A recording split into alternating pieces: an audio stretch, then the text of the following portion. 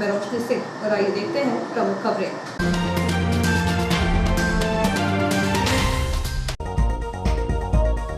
Railway station पर पहुंचकर commissioner ने किया सैंपलिंग बूथ का औचक निरीक्षण। एक शिफ्ट में चल रही थी सैंपलिंग, अधिकारियों की लगाई क्लास। प्रशासन ने बस स्टैंड पहुंचकर बस परिचालक एवं एजेंटों को लगाई फटकार। मास्क के बिना नहीं बिठाए यात्रियों को, हटाया अतिक्रमण। दुख मिलने पर धैर्य नहीं खोना चाहिए, रामकथा के दौरान कहा सुश्री हेमलता शास्त्री ने। उत्साह के साथ स्कूलों में छात्र छात्राओं द्वारा करवाया जा रहा है वैक्सीनेशन। पीएम हितग्राहियों का सपना पूरा होने में लग सकता है 1 साल। अनाधिकृत वेंडर ने केटरिंग इंस्पेक्टर से भद्रता कर दी धमकी। अब खबरें विस्तार से। नर्मदापुरम संभाग के कमिश्नर माल सिंह ने रेलवे जंक्शन की कोविड जांच बूथ का औचक निरीक्षण कर सैंपलिंग की जानकारी ली तो पता चला कि सिर्फ एक ही शिफ्ट में कोविड के सैंपल लिए जा रहे हैं। यह सुनकर उन्होंने स्थानीय जिम्मेदार अधिकारियों पर नाराजगी जाहिर करते हुए जमकर क्लास लगाई। शासन और प्रशासन कोरोना को लेकर अलर्ट है। जिले में कोरोना को फैलने से रोकने के लिए हर संभव प्रयास शुरू हो चुके हैं। यही वजह है कि कमिश्नर मान सिंह ने इटारसी में कोविड जांच की जानकारी लेने के लिए औचक निरीक्षण किया। सबसे पहले वह जंक्शन पर पहुंचे, जहां बाहर से आने वाले यात्रियों की स्क्रीनिंग और सैंपलिंग का कार्य किया जा रहा था। बूथ पर बैठे कर्मचारियों से उन्होंने संबंधित जानकारी ली तो पता चला कि एक ही शिफ्ट में जांच की जा रही है। यह सुनकर वह भड़क उठे। जब इसकी सूचना एसडीएम एमएस रघुवंशी, शासकीय अस्पताल अधीक्षक डॉक्टर आर.के. चौधरी को हुई तो वह तत्काल जंक्शन पर पहुंचे। इस दौरान स्टेशन प्रबंधक और जीआरपी कर्मी भी मौजूद रहे। कोविड जांच में हो रही लापरवाही से नाराज होकर उन्होंने सभी जिम्मेदार अधिकारियों की क्लास लगा डाली। कमिश्नर श्री सिंह ने तत्काल 3 शिफ्टों में जांच करने के आदेश जारी किए हैं। इसके बाद से ही शेड्यूल जारी किया गया। बताया जा रहा है कि सुबह 6 बजे से दोपहर 2 बजे तक लैब टेक्नीशियन ऋषि, वार्ड बॉय पुरुषोत्तम पगारे और आशा कार्यकर्ता राजेंद्र कौर की ड्यूटी लगाई जाएगी। इसके बाद दोपहर 2 बजे से रात 10 बजे तक lab technician Sachin Verma, ward boy Kundan Rao और आशा कार्यकर्ता शाहिदा खातून की ड्यूटी लगाई जाएगी। इसी प्रकार रात 10 बजे सुबह 6 बजे तक टेक्नीशियन जागेश धुर्वे, वार्ड बॉय शैलेंद्र गिरी की ड्यूटी लगाई जाएगी। वहीं बस स्टैंड में भी 3 शिफ्टों में जांच के लिए कर्मचारियों की टीम बनाई गई है। प्रदेश के सबसे बड़े और देश के सबसे बड़े जंक्शनों में शुमार इटारसी जंक्शन से प्रतिदिन 2 सैकड़ा ट्रेनें गुजरती हैं। यही वजह है कि यहाँ यात्रियों का दबाव हमेशा ही बना रहता है। प्रतिदिन सैकड़ों यात्री जंक्शन पर ट्रेनों से उतरकर बाहर आते हैं। कोविड काल के दौरान कोरोना फैलने की सबसे अधिक संभावना यहीं से रहती है, इसलिए प्रशासन का ध्यान जंक्शन पर केंद्रित है। कमिश्नर के निर्देश पर जांच एवं स्क्रीनिंग की व्यवस्था में बदलाव करते हुए मुसाफिर खाने से हटाकर बूथ फुट ओवर ब्रिज पर किया गया है। इसके अलावा अब फुट ब्रिज पर जाने और आने के लिए रास्ते अलग अलग कर दिए गए हैं। पहले एक ही रास्ते से आना जाना किया जा रहा था। अब प्लेटफॉर्म पर जाने के लिए मुसाफिर खाने से होकर यात्री जाएंगे। बाहर आने वालों के लिए बंद एस्केलेटर की सीढ़ियों का उपयोग किया जाएगा। इस संबंध में एसडीएम एमएस रघुवंशी द्वारा बताया गया कि कमिश्नर श्री सिंह ने औचक निरीक्षण किया था। उन्होंने 3 शिफ्ट में स्टेशन और बस स्टैंड परिसर में कोविड की सैंपलिंग और स्क्रीनिंग करने के आदेश जारी किए हैं, जिसके बाद से तीनों शिफ्ट में कार्य प्रारंभ करवा दिया गया है। कोरोना की तीसरी लहर ने एक बार फिर शासन प्रशासन के साथ आम लोगों की नींद उड़ाकर रख दी है। एसडीएम की उपस्थिति में प्रशासनिक टीम ने बस स्टैंड पर कार्यवाही के दौरान बस चालकों को हिदायत दी है कि वह बस में बिना मास्क के किसी भी यात्री को न बैठाएं, वरना चालानी कार्रवाई की जाएगी। इसके साथ बस स्टैंड पर अनाधिकृत रूप से रखे टपों को यात्रियों की सुविधा को ध्यान में रखते हुए हटाया गया। कोरोना की तीसरी लहर के जिले में पहली आहट इटारसी में सुनाई दी। पहली और दूसरी लहर में जिले में इटारसी कोरोना का हॉटस्पॉट बना था। सबसे ज्यादा कोरोना से मरने वालों की संख्या इटारसी में थी। इस सब बातों को देखते हुए तीसरी लहर की आहट के साथ बढ़ती संख्या को देखते हुए शासन प्रशासन के हाथ पैर फूलना स्वाभाविक है, जिसके चलते गुरुवार को एसडीएम मदन सिंह रघुवंशी, तहसीलदार राजीव कहार, नायब तहसीलदार विनय प्रकाश ठाकुर, यातायात पुलिस प्रभारी अशोक बरबड़े के मार्गदर्शन में बस स्टैंड पर पहुंचकर बस कंडक्टर एवं एजेंटों को इस बात की सख्त हिदायत दी गई कि बस में प्रत्येक यात्री का मास्क लगाना आवश्यक है। मास्क न लगाने वालों को बस में न बैठाएं, बस में अधिक सवारी न बैठाएं, वरना बस वाले के खिलाफ चालानी कार्यवाही एवं बड़ी कार्यवाही भी की जा सकती है। प्रशासन द्वारा बस स्टैंड पर बाहर से आने वाले यात्रियों को कोरोना टेस्ट किया जाएगा। महाराष्ट्र से काफी मात्रा में इटारसी बसें आती हैं, जिससे शहर में कोरोना बढ़ने की संभावना देखी जा रही है। एसडीएम श्री रघुवंशी द्वारा बस स्टैंड पर जब कंडक्टर एवं बस एजेंटों को कोरोना से बचाव के निर्देश दे रहे थे, उसी दौरान बस स्टैंड पर अतिक्रमणकारियों पर नजर गई तो उन्होंने तत्काल गुमटियों को हटाने के निर्देश दिए। कुछ अतिक्रमण को गुमटी मालिकों ने हटाया तो कुछ को नगरपालिका अमले ने हटाया। जिस जगह अतिक्रमणकारियों ने कब्जा किया हुआ था वहां यात्रियों की बैठने की व्यवस्था है। अतिक्रमण होने से यात्री यहां वहां भटकते नजर आते हैं। कोरोना से बचाव के लिए सरकार द्वारा 15 से 18 वर्ष के बच्चों को कोविड-19 के वैक्सीनेशन लगाए जा रहे हैं, जिसके तहत शहर के विभिन्न स्कूलों में छात्र छात्राओं का टीकाकरण किया गया। इसके साथ ही अन्य वैक्सीनेशन सेंटर्स पर भी उक्त उम्र के बच्चे पहुंचकर टीकाकरण करवा रहे हैं। केंद्रीय विद्यालय क्रमांक 2 सीपीई में 15 वर्ष से 18 वर्ष की आयु के छात्र छात्राओं के लिए कोविड-19 का टीकाकरण 6 जनवरी को संपन्न हुआ। टीकाकरण का शुभारंभ कमांडेंट सीपीई द्वारा किया गया। इस अवसर पर विद्यालय प्राचार्य आर के रुद्र, उप प्राचार्य सोहन लाल राठौर एवं अन्य वरिष्ठ शिक्षक उपस्थित थे। प्रथम टीकाकरण नेहा पटेल कक्षा 12वीं को सिस्टर रीता डे द्वारा किया गया। दिन भर में विद्यालय के 267 छात्र छात्राओं का टीकाकरण किया गया। 39 छात्र छात्राओं ने पूर्व में ही टीकाकरण करा लिया था। इसी कड़ी में 6 जनवरी को Singh model higher secondary school Malviganj में प्राचार्य की उपस्थिति में बच्चों को टीकाकरण किया गया। इसके साथ ही प्रज्ञान सीनियर सेकेंडरी स्कूल में 100 बच्चों को टीके लगाए गए। स्कूल प्रबंधन द्वारा स्कूल में आए सभी कार्यकर्ताओं को उपहार दिए गए। Agarwal public higher secondary school में भी टीकाकरण कार्य संपन्न कराया गया। शाला संचालक संजय अग्रवाल, प्राचार्य सीमा दुबे, विवेक राजपूत, आशीष पटेल, राजेश अग्रवाल, मोहिनी परसाई आदि उपस्थित रहे। पटाखों में बम की लड़ी जिस प्रकार एक बार चलने के बाद विस्फोटक होती जाती है, उसी प्रकार किसी समुदाय के किसी सदस्य में प्रवेश के बाद में ओमिक्रॉन का आतंकी आगमन को रोकना नामुमकिन हो जाता है। यह बात प्रयोग विज्ञान शिक्षक राजेश पारसर ने जिला पंचायत के सीईओ मनु सरियाम के मार्गदर्शन में स्थानीय रेस्ट हाउस परिसर में आयोजित प्रदर्शनी में कही। इस दौरान दर्शकों का पहले मॉडल में लगे प्रतीक कार्टूनों का प्रतीकात्मक RT-PCR टेस्ट किया गया। इसमें किसी को भी संक्रमण नहीं पाया गया। कुछ देर बाद इनके मुखिया कार्टून की लापरवाही से हुए संक्रमण के बाद जब उस समूह के अन्य लोगों का टेस्ट किया गया तो आखिरी छोर तक के प्रत्येक कार्टून ओमिक्रॉन के आतंक का शिकार पाए गए। इस अवसर पर मुख्य अतिथि मदन रघुवंशी ने कहा कि मास्क का उचित प्रयोग ओमिक्रॉन के संक्रमण को रोकने में मदद कर सकता है। अभी आप देख रहे हैं कि पिछले एक सप्ताह में जो है कोरोना के बहुत ज़्यादा मरीज आ रहे हैं। आज ही ऐसा जानकारी मिली है कि 90,000 केसेस हमारे देश में आज आए हैं।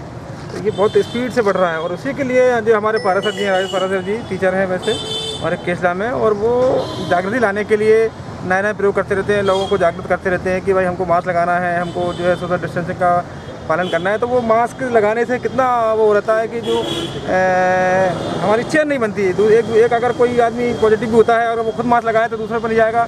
तो हम लोग लगाएं तो अगर वो नहीं लगाए तो हम उससे बच जाते हैं। तो ऐसे जो है मास्क लगाने के क्या फ़ायदे हैं ये दिखाया जा रहा है और मैं चाहता हूँ कि हर आदमी को इसका पालन करना चाहिए। मास्क लगाने से कोई हर्ज नहीं है और किसी तरह की कोई दिक्कत भी नहीं है। और अगर आवश्यक कार्य से आप किसी कार्य से बाहर आ रहे हैं, जहाँ बाजार में आ रहे हैं, घर से बाहर निकल रहे हैं, तो मास्क लगाकर जरूर निकलें। मेरा नाम प्रखर पाराशर है और मैं यहाँ पर कोरोना के जागरूकता से संबंधित प्रदर्शनी को देखने के लिए उपस्थित हुआ हूँ। यहाँ पर मैंने ये सीखा कि मास्क एक व्यक्ति पहनता है तो कितने लोगों को बचा सकता है, चेन श्रृंखला कैसे टूट जाती है दूसरे तक फैलने से, तो हमें मास्क हमेशा ही पहने रखना है। इंजीनियर प्रखर पारसर ने कहा कि पिछले वेरिएंट से हटकर ओमिक्रॉन का फैलाव पहाड़ी बाढ़ के समान है, जो पल भर में ही विशाल क्षेत्र को संक्रमित कर सकता है। तो मास्क ना केवल कोरोना से बचा रहा है, मास्क मुझे बहुत प्रोटेक्ट भी कर रहा है दूसरी चीज़ों से। और यहाँ पर हमने प्रयोग के माध्यम से देखा कि जो व्यक्ति मास्क नहीं पहनता है तो कितने लोगों को वो कोरोना पहुँचा देता है और उसके एक के व्यक्ति के चक्कर में कितने हैं। आम आदमी से ये अपील करना चाहता हूँ कि जब भी भीड़ में बाहर निकलें वो मास्क ज़रूर पहने।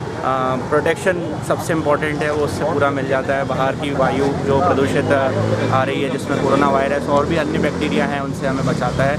MS नरवरिया ने कहा कि नवंबर के अंतिम सप्ताह में इसका नामकरण होने के बाद 40 दिन बाद से ही सारे विश्व में सबसे बदनाम नाम की श्रेणी में आ चुका है।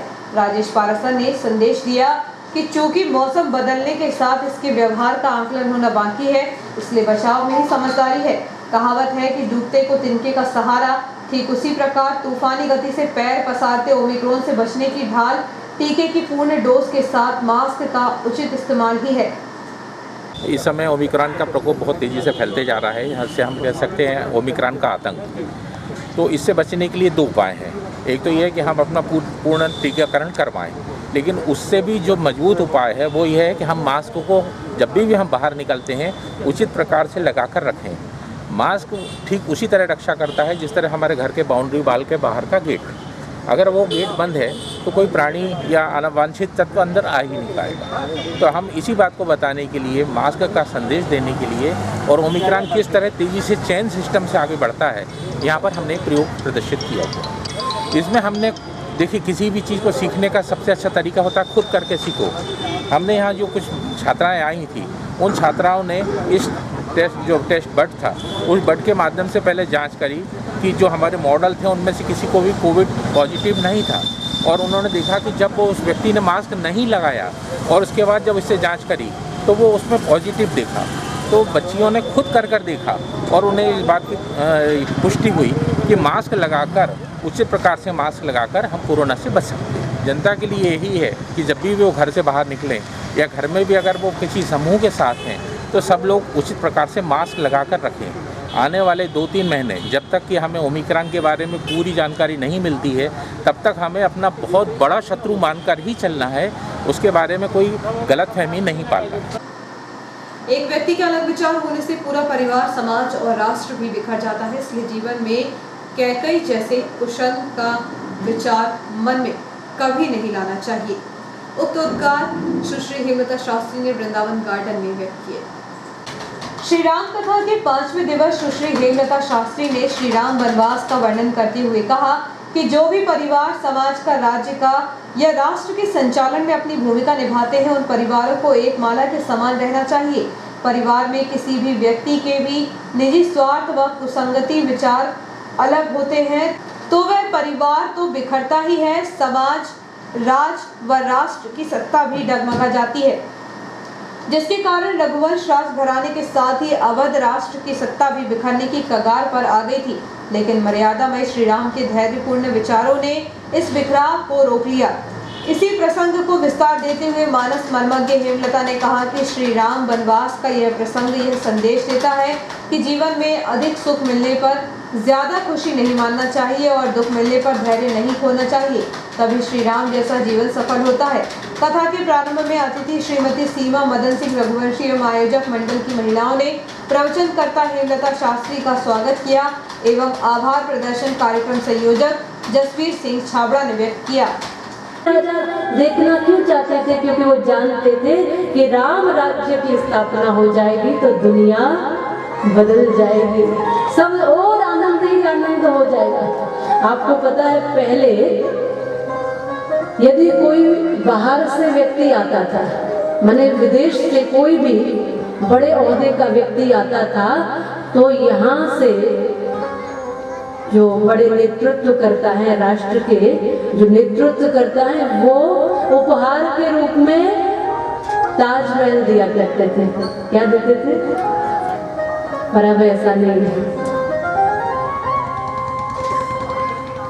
वर्तमान प्रधानमंत्री जी के आने के बाद ये नियम बदला और अब कोई ताजमहल नहीं दिया जाता, क्योंकि ताजमहल देने के बाद हम उसको क्या सीख दे रहे हैं, क्या बता रहे हैं, क्या समझाना चाह रहे हैं? अब भगवत गीता दी जाती है,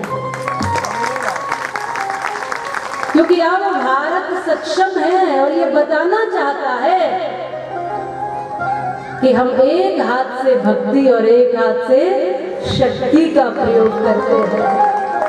हम केवल शांति के पुजारी नहीं है। जब आवश्यकता पड़ती है तो श्री कृष्ण की तरह उपदेश देते हैं और अर्जुन की तरह गांधी उठा लेते हैं। ये दुनिया को संकेत भी दिया जा रहा है भारत की ओर से गीता देकर के।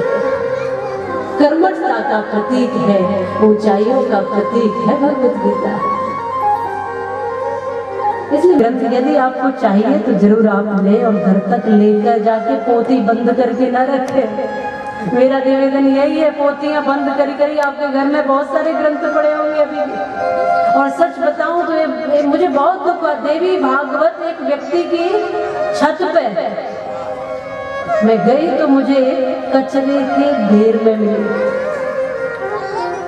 मुझे बहुत दुख हुआ, बहुत पीड़ा हुई।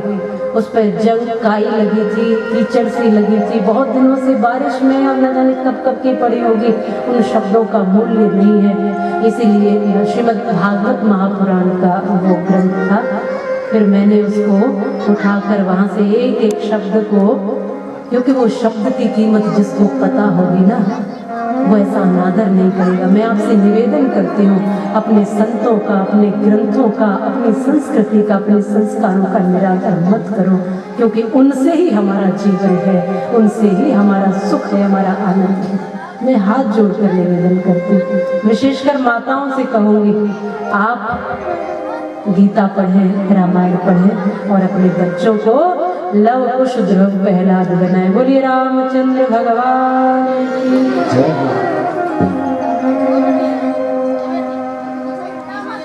मैं एक भाव रखती हूँ, जो लोग समझे वो समझ ले। संत कराते हैं, उसी कड़ी में हम भी आपसे हाथ जोड़कर निवेदन कर देते हैं। सज धज कर जिस दिन मौत की शहजादी आएगी, सज धज कर जिस दिन मौत की शहजादी आएगी, ना सोना काम आएगा, ना चांदी आएगी। सज धज कर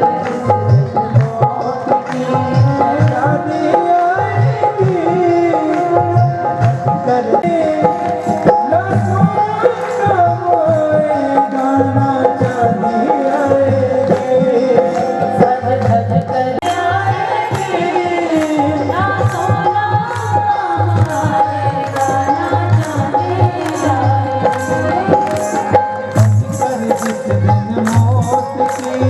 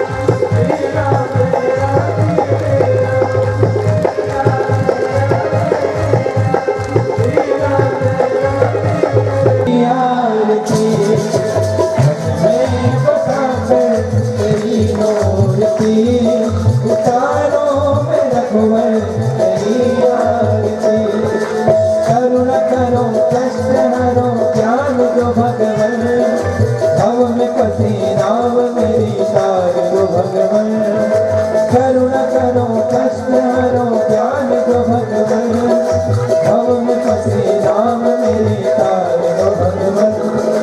दर्द की दवा तुम्हारे पास है, दर्द की दवा तुम्हारे पास है, जिंदगी दया की है भीख मांगती, मन में बसा कर तेरी मूर्ति, उतारो मेरा रघुवर तेरी आरती।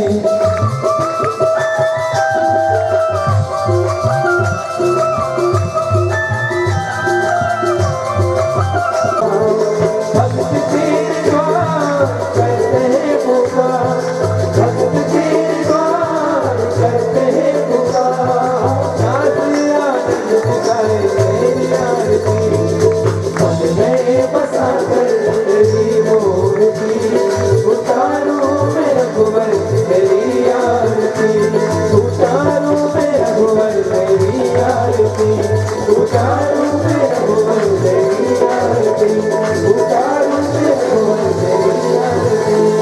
कर्पूरगौरं करुणावतारं, करुणावतारं वन्देत्यहारं, करुणावसंतं विद्याधरीं, भव भवानी शैलं भवानी, भव भवानी शैलं भवानी, भव भवानी शैलं भवानी।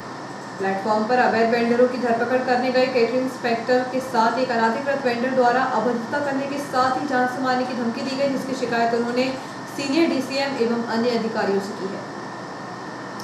इटारसी जंक्शन पर अवैध वेंडरों की रोकथाम को लेकर केटरिंग इंस्पेक्टर मोहित यादव सक्रिय हैं। गुरुवार को वह प्लेटफॉर्म पर भ्रमण कर अवैध वेंडरों की धरपकड़ कर रहे थे।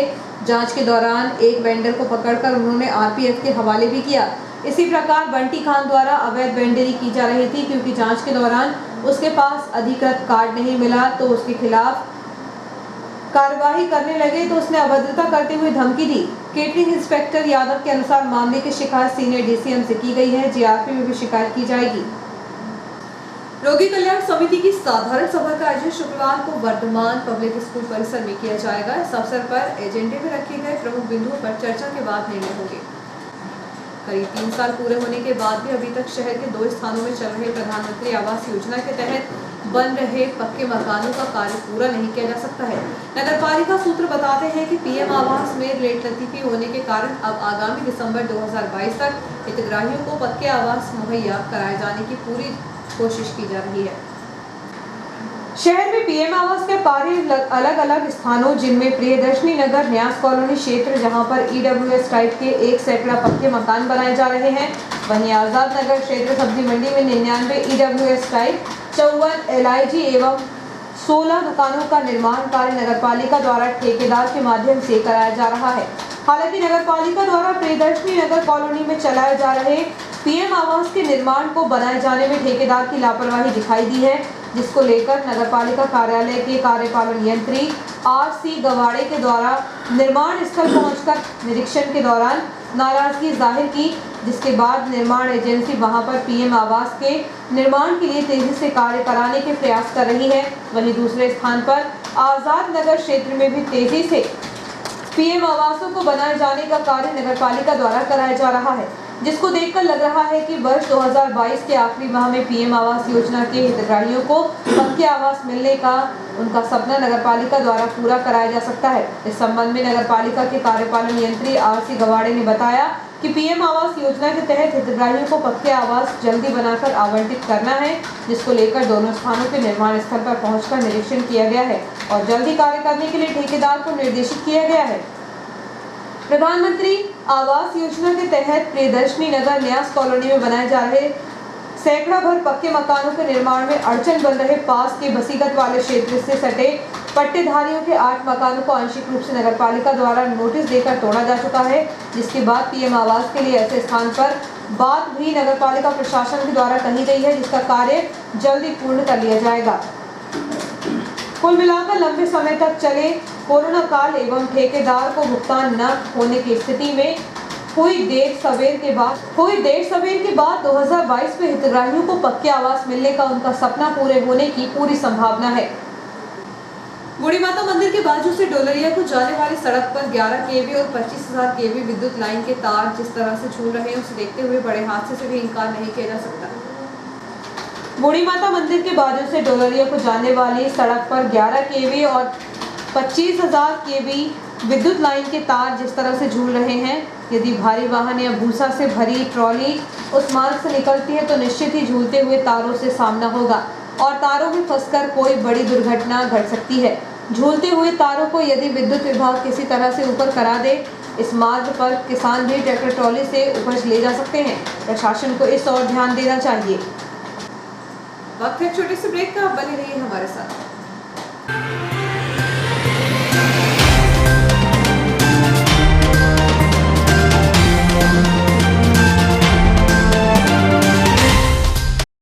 है राम नहीं है नारा, वो विश्वास है और भौतिकता की नहीं दिलों की प्यास है। राम नहीं मिलते ईंटों में गारों में, राम मिले निर्धन की आंसू धारों में। राम मिले हैं वचन निभाती आयु को, राम मिले हैं घायल पड़े जटायु को। राम मिले हैं पंचवटी की छाओं को, राम मिले हैं अंगद वाले पाँव को। और राम मिले हैं मर्यादा में जीने में, श्री राम मिले हैं हनुमान के सीने में। श्री राम मिले हैं हनुमान के सीने। राम मिले हैं तटों में वनवासों में, राम मिले हैं केवट के विश्वासों में। श्री राम मिले ममता की माँ कौशल्या को, राम मिले हैं पत्थर बनी अहिल्या को। राम मिले अनुसुईया की मानवता को, राम मिले सीता माँ की पावनता को। और राम नहीं मिलते माला के फेरों में, राम मिले शबरी के झूठे बेरों में।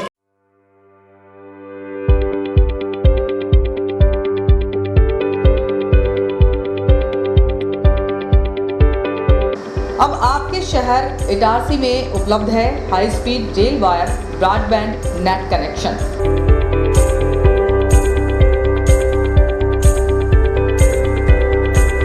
बेहतर सर्विस के साथ आज ही रेल वायर ब्रॉडबैंड कनेक्शन प्राप्त करने के लिए अपने नज़दीकी गेटवे केबल ऑपरेटर से संपर्क करें।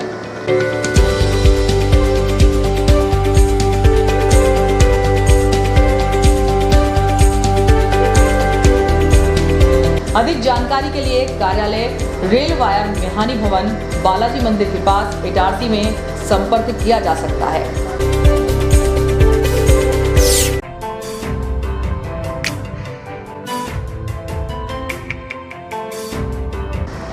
Balaji traders and supplier cement, गिट्टी, रेत, लोहा, ईंट के थोक एवं फुटकर विक्रेता। हमारे यहाँ भवन निर्माण से संबंधित सभी सामग्रियों का विक्रय किया जाता है एवं सभी कंपनियों के सामान उपलब्ध हैं। यहाँ पर बारदाने भी बेचे जाते हैं। हमारे यहाँ 4 व्हीलर वाहन भी एसी, नॉन एसी उपलब्ध हैं। ट्रैक्टर ट्रॉली भी किराए पर दिए जाते हैं। हमारा पता है कृषि उपज मंडी के पास national highway Kheda Itarsi. Proprietor Rajendra Chaure, Raju भाई। Mobile number 70473 34491 7400567111। अल्ट्राटेक सीमेंट के लिए संपर्क करें Patel sales agency, new market, near by SBI bank, old Itarsi. Hemant Kumar Patel. Mobile number 98273 3002। पुरानी कार पूरा विश्वास, Khatu Shri multi brand use car showroom Hoshangabad. पुरानी कार खरीदने एवं बेचने का एकमात्र विश्वसनीय प्रतिष्ठान खाटू श्री। बेचें अपनी पुरानी कार और पाएं पेमेंट, वह भी हाथों हाथ। आसान फाइनेंस सुविधा, कम कागजी कार्यवाही, नाम ट्रांसफर की पूर्ण जवाबदारी, स्पोर्ट फाइनेंस, स्पॉट डिलीवरी की सुविधा। बदले अपनी पुरानी कार को हमारी टॉप कंडीशन कार से, वह भी बिना डाउन पेमेंट के। तो एक बार अवश्य आएं Khatu Shri multi brand use car showroom, Geeta Bhavan के बाजू में, Rasulia, Hoshangabad. Mobile number 70495 55666 8225 71715। Supreme furniture truly stylish, the new age furniture from supreme की संपूर्ण रेंज अब आपके शहर इटारसी में मिहानी डिपार्टमेंटल पर उपलब्ध है। देश की number 1 plastic product company Supreme furniture range इतनी जिसे आप देखते रह जाएंगे। Lacquer finished furniture premium collection, love seat sofa set, armless chair, work from home furniture, your WFH companions, mono block chairs, center tables and trolleys, stools and miscellaneous furniture, dining tables, blow molded range, cupboard range, drawer cupboard range, multi-purpose utility products, roto molded range, kids furniture, stadium sitting के साथ ही शू rake के साथ ही supreme furniture की संपूर्ण range एक ही छत के नीचे उपलब्ध है। Mihani departmental stores, Shiva complex, Bharat talkies road, Itarsi. Mobile number 9425039782। Mihani departmental stores, Mihani furniture showroom. हमारे शोरूम पर सभी प्रकार के वुडन, स्टील, फाइबर फर्नीचर उपलब्ध हैं। हमारे यहाँ मॉड्यूलर किचन, बड़े छोटे मंदिर, sofa, sofa corner, LED showcase, dining table, study table, couch, single bed, double bed, dressing table, सभी प्रकार की अलमारियां, ऑफिस चेयर, प्रमुख कंपनी के गद्दे, सेंटर टेबल, किचन अलमारी, कुशन के कपड़े, शू रेक, झूले, सिलाई मशीन, प्लास्टिक के गमले, डस्टबिन, रैक, अलमारी, चेयर, स्टूल, हार्डवेयर के सभी कंपनियों के सामान बाजार से कम दामों पर उपलब्ध। हमारे पास ब्लैक कोबरा की प्लाई, सनमाइका तथा अच्छी कंपनियों की सनमाइका एवं प्लाई उपलब्ध है। फर्नीचर में लगने वाला हार्डवेयर का समस्त सामान उपलब्ध है। ड्रॉज चैनल, ड्रॉज लॉक सभी कंपनियों के उपलब्ध हैं। सभी सामग्री बाजार से कम दामों पर उपलब्ध। प्राइनो, गोदरेज, एफको तथा अन्य कंपनी के हार्डवेयर सामान उपलब्ध है। हमारे यहाँ ऑर्डर पर भी आपके डिजाइन के अनुसार फर्नीचर बनाए जाते हैं। एक बार अवश्य पधारें। हमारा पता है Bharat talkies road, Guru Nanak complex, Itarsi. आपका विश्वसनीय चंचल ज्वेलर्स अब नए शोरूम में गोल्ड प्लेटेड आभूषणों एवं नए डायमंड ज्वेलरी के साथ 1 ग्राम और 2 ग्राम वाली सोने की 4 चूड़ियां एवं कंगन, 1 ग्राम और 2 ग्राम वाला सोने का मंगलसूत्र, हार, करदोहना, चैन, झुमके, बाजूबंद और सभी प्रकार के गहने, डायमंड सेट एवं एंटिक ज्वेलरी और फैंसी ज्वेलरी का अनुपम संग्रह।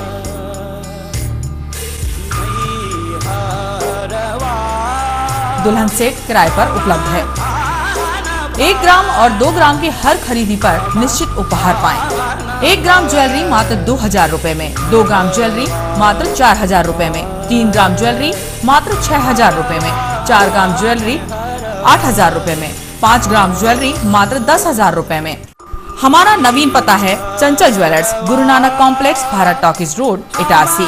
मोबाइल 09893054377। अब साधारण पानी और आम वाटर फिल्टर से अपने स्वास्थ्य को खतरे में न डालें। फ्रेस्को इंट्रोड्यूस करते हैं लेटेस्ट टेक्नोलॉजी पर आधारित क्लीन, क्लियर और pure water solution RO, reverse osmosis water treatment system, साधारण और UV वाटर प्यूरिफायर केवल पानी को पार्टली ही क्लीन कर पाते हैं, जबकि RO रिवर्स ऑस्मोसिस एक जटिल बायोलॉजी प्रक्रिया है जो देती है clean and safe drinking water, जो हैवी सॉल्ट और हानिकारक मिनरल्स को दूर कर पानी का स्वाद बढ़ाते हैं।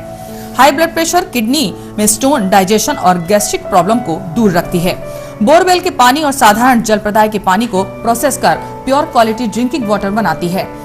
इनमें किसी तरह का कोई केमिकल उपयोग नहीं होता। तो अब जल ही जीवन नहीं बल्कि प्योर क्लीन वाटर है तो जीवन है।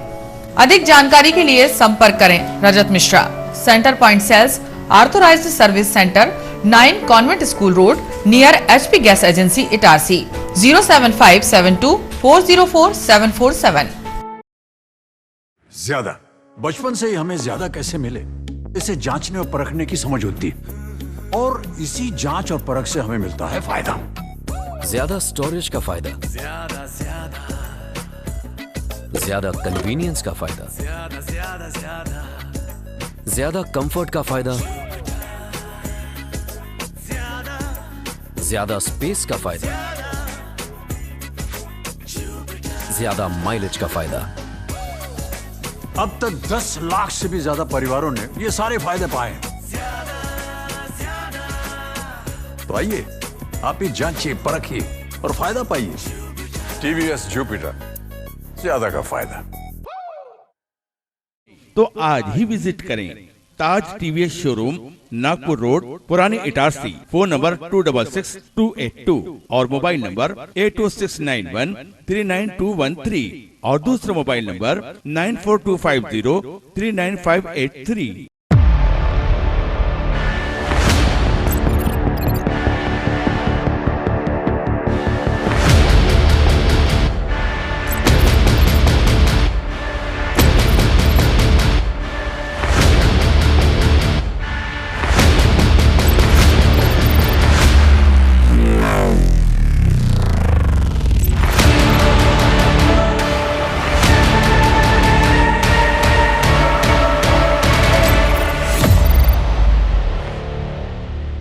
तो आज ही विजिट करें ताज टीवीएस शोरूम, नागपुर रोड, पुरानी इटारसी। फोन नंबर 266282 और मोबाइल नंबर 82691392213 और दूसरा मोबाइल नंबर 9425039583।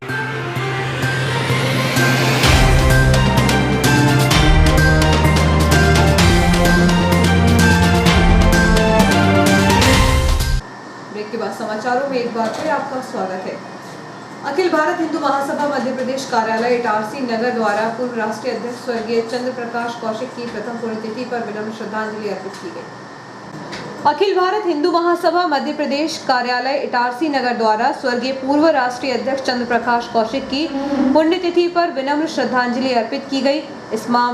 इस मौके पर मध्य प्रदेश संगठन मंत्री कन्हैयालाल रैकवार, संभागीय अध्यक्ष बाल बिहारी मालवीय, संभागीय राजनीतिक सलाहकार बाल मुकुंद शास्त्री, जिला महामंत्री भारत सिंह ठाकुर, नगर अध्यक्ष राजा प्रजापति, नगर उपाध्यक्ष शशिकला रैकवार, महामंत्री उमेश चौधरी, नगर मीडिया प्रभारी पुष्पेंद्र काकोरिया, नगर राजनीतिक सलाहकार जीतेश साहू, नगर कार्यकारिणी सदस्य राजू रैकवार इत्यादि कार्यकर्ता उपस्थित रहे।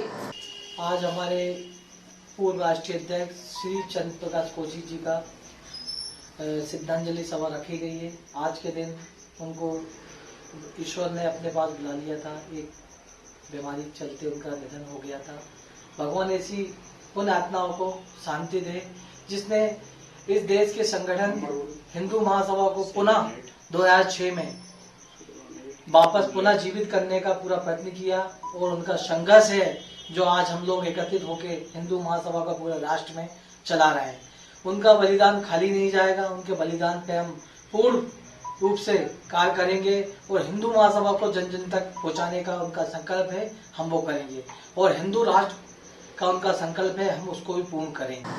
नए साल शुरू होने के साथ ही पहले ही सप्ताह में मौसम ने एक बार फिर करवट ली है और गुरुवार को सुबह से ही सूर्यदेव के आसपास काले बादलों की जमावट होती देखी गई। मौसम विभाग के द्वारा दी गई चेतावनी में प्रदेश के साथ ही होशंगाबाद जिले में भी अनुमानित मौसम बदलाव के संकेत दिए गए हैं। वहीं पूर्व के अनुमान के अनुसार मौसम विभाग ने 7 एवं 8 जनवरी को मौसम में परिवर्तन की संभावना भी व्यक्त की है। गुरुवार को आसमान में बादलों की जमावट होने के कारण आगामी कुछ दिनों में मौसम परिवर्तन के आसार लग रहे हैं। हालांकि अभी होने वाली बेमौसम बारिश से किसानों को किसी भी प्रकार का कोई नुकसान नहीं होगा क्योंकि अभी सिंचाई का सीजन है और ऐसी स्थिति में यदि बारिश हो जाती है तो वह किसानों के लिए अमृतमयी बारिश साबित होगी, जिससे रबी सीजन की फसल गेहूं एवं चना दोनों को ही खासा फायदा होने की किसानों द्वारा संभावना व्यक्त की गई है। फिलहाल आसमान पर बादलों का डेरा शुरू हो गया है। देखना है कि बारिश की संभावना कहां तक हकीकत में बदलती है और यदि बारिश होती है तो निश्चित रूप से किसानों को सिंचाई में कुछ हद तक फायदा मिल सकता है। आदिवासी विकासखंड केसला के नाकापुरा निवासी एक युवक की करंट लगने से मौत हो गई। वह खेत में सिंचाई का कार्य कर रहा था। उसी दौरान बिजली की तार से टकराने पर उसे करंट लगा था। खेतों में पंप कनेक्शन के लिए बिछाई गई केबल से करंट लगने से अक्सर किसान एवं मजदूरों को जान से हाथ धोना पड़ता है। ऐसे ही केसला थाना क्षेत्र में आने वाले नाकापुरा ग्राम निवासी 17 वर्षीय सोनू पिता विनोद बारस्कर को खेत की सिंचाई के दौरान करंट लग गया। हालांकि घटना के बाद उसे तुरंत अस्पताल पहुंचाया गया, लेकिन चिकित्सकों ने उसे मृत घोषित कर दिया।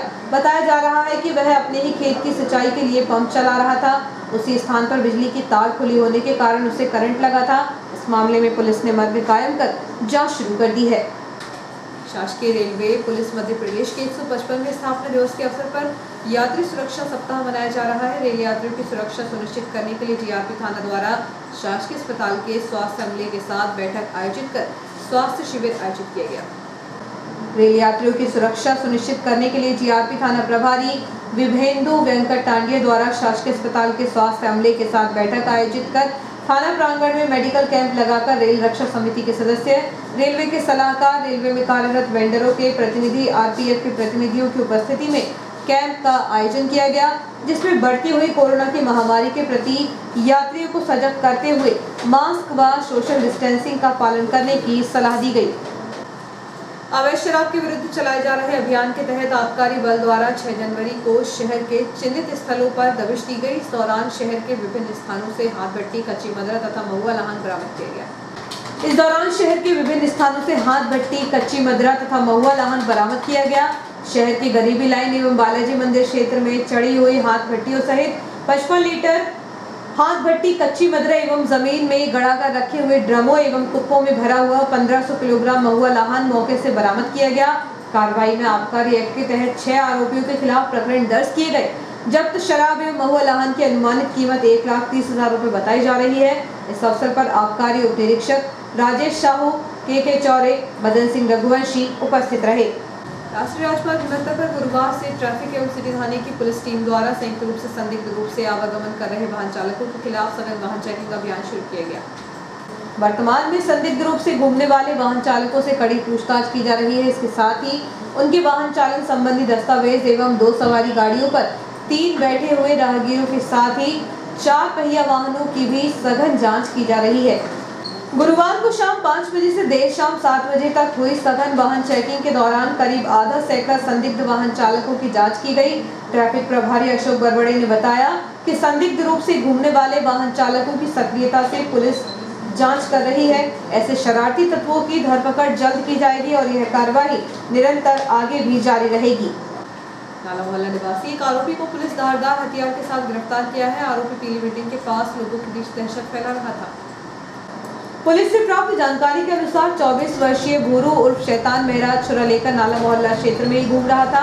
यहां से आने जाने वालों के बीच वह दहशत भी फैला रहा था, जिसकी सूचना मिलने पर पुलिस ने उसे रंगे हाथों गिरफ्तार किया है, जिसके खिलाफ पुलिस ने 25 आर्म्स एक्ट के तहत प्रकरण दर्ज कर कार्रवाई शुरू कर दी है। नाला मोहल्ला निवासी आरोपी को पुलिस धारदार हथियार के साथ गिरफ्तार कर चुकी है। आरोपी पीली बिल्डिंग के पास लोगों के बीच दहशत फैला रहा था। और आइए देखते हैं प्रमुख खबरें एक बार फिर।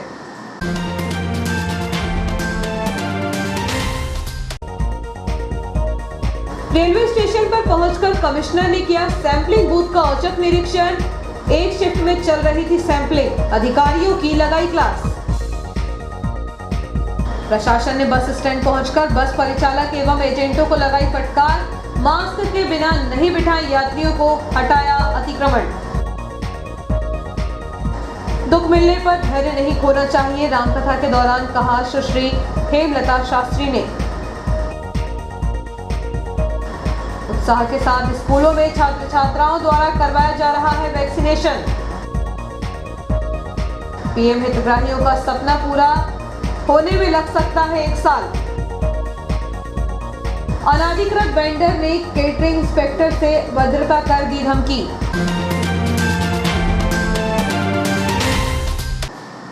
इतना ही, फिर मिलते हैं कुछ नए समाचारों के साथ। तब तक के लिए आज्ञा दीजिए। नमस्कार।